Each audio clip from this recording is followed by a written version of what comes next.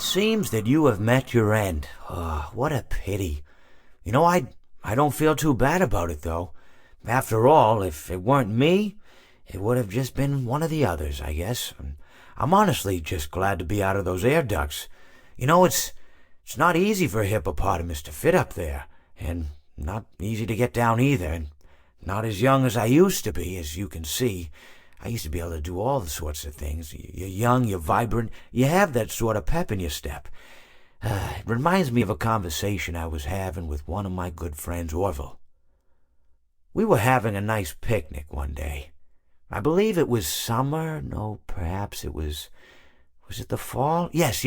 It was the fall because the leaves had turned already.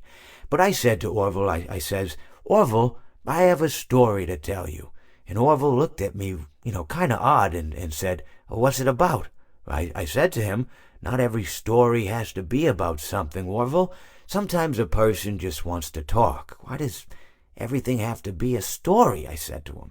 He just looked at me and he said, well, you said you had a story. And, he was quite right. I did, in fact. I told him I had a story. I suppose if a person just wants to talk, then it's best to not announce that you're telling a story. Telling a story does come with its own pressures and expectations, I suppose. After all, if you're just talking to a friend, then there's no more expectations than if you were talking into the wind. Words by themselves aren't expected to carry, aren't expected to stick. But if you announce you're telling a story, well then, there'd better be a point to it all, No one wants to sit and listen to someone ramble on and on and on with absolutely no end in sight.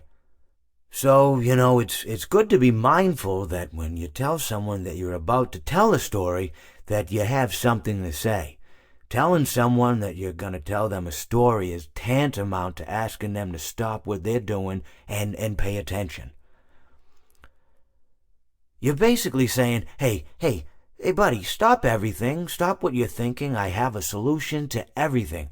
And, well, I didn't really have any story to tell. In hindsight, I probably just misspoke when I said that I had a story. I think it would have just been better to tell Orville that I wanted to tell him something rather than tell him that I had a story. But, even then, it might have put too much importance on the whole thing. Either way, it was quite a nice day. I remember that we were drinking tea.